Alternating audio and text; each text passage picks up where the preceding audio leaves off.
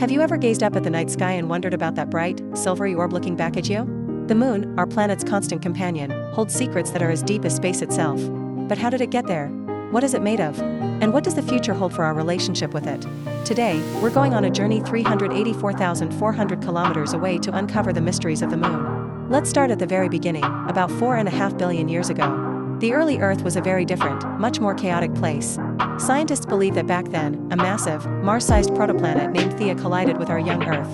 The impact was cataclysmic, blasting a colossal amount of debris into orbit. Over time, gravity worked its magic, pulling all this rubble together to form the moon. So, in a way, the moon is a piece of our own planet, a cosmic sibling born from a violent, ancient collision. It's Earth's one and only natural satellite, forever bound to us by gravity. Now, let's get a sense of its scale. The moon's diameter is about 3,474 kilometers. If you could place it side by side with Earth, you'd need 4 moons to match our planet's width. While that might sound small, it's actually the largest moon in our solar system relative to its host planet. But unlike Earth, the moon has practically no atmosphere. This lack of a protective blanket means it experiences some of the most extreme temperature swings you can imagine. In the dark, temperatures can plummet to a bone-chilling minus 173 degrees Celsius. But when the sun beats down, the surface can heat up to a scorching 127 degrees Celsius. It's a world of brutal extremes. Despite being so far away, the moon's influence on Earth is profound and touches our daily lives. The most obvious effect is the tides. The moon's gravitational pull tugs on Earth's oceans, creating a bulge of water. As the Earth rotates, these bulges move across the globe, causing the rhythmic rise and fall of sea levels that we know as high and low tides. But the moon does something even more crucial. It acts like a gravitational anchor, stabilizing Earth's axial tilt. Our planet is tilted on its axis at about 23.5 degrees, and this tilt is what gives us our seasons. Without the moon's steadying presence, this tilt would wobble dramatically over long periods, leading to catastrophic climate shifts that would make life as we know it impossible. So, in a very real sense, we can thank the moon for our stable climate. If you were to stand on the moon, what would you see? The surface is a stark, silent landscape of gray dust and rock. It's covered in countless impact craters, scars left behind by billions of years of bombardment from asteroids and comets. With no atmosphere or weather to erode them, these craters remain perfectly preserved, a testament to the solar system's violent history.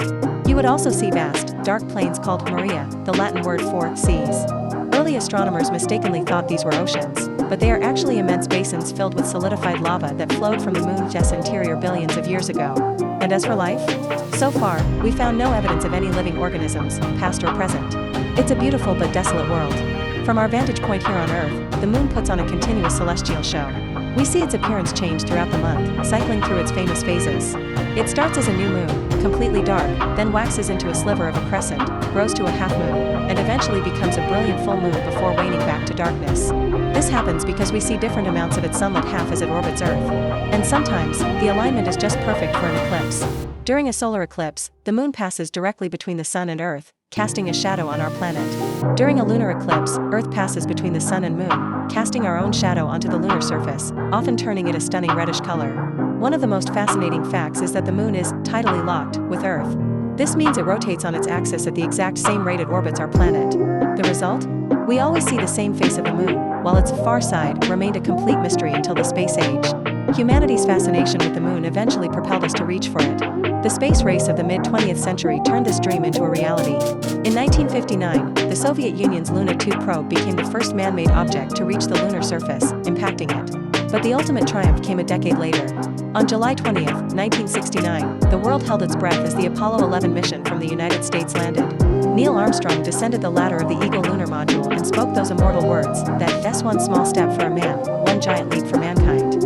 He became the first human to walk on another world. Between 1969 and 1972, a total of 12 American astronauts from the Apollo program walked on the moon, conducting experiments, collecting rock samples, and leaving their footprints in the lunar dust, footprints that are still there today. After the Apollo missions, human exploration of the moon paused for decades. But now, we are on the verge of a new lunar era. NASA's Artemis program is leading the charge, with the ambitious goal of returning humans, including the first woman, and the first person of color, to the moon's surface within this decade. This time, the goal isn't just to visit, but to stay. The Artemis program aims to establish a sustainable human presence on and around the moon, including a lunar base and a new space station in orbit called the Gateway. And it's not just the US. Nations like China, India, Russia, and others have their own ambitious lunar plans, envisioning research outposts and even exploring the potential for mining valuable resources like water ice, which could be used for life support and to create rocket fuel for future missions deeper into space. The moon is more than just a ball of rock in our sky, it's a cornerstone of human culture and a launchpad for our future. For millennia, it has inspired myths, legends, art, and poetry across every civilization. It has been a timekeeper, helping our ancestors create calendars and mark the passage of seasons. Its predictable cycles offered a sense of order in a chaotic world. Scientifically, it's a pristine laboratory for understanding the history of our solar system and a crucial stepping stone for exploring farther destinations. By learning how to live and work on the moon, we will develop the technologies and skills necessary to one day venture to Mars and beyond.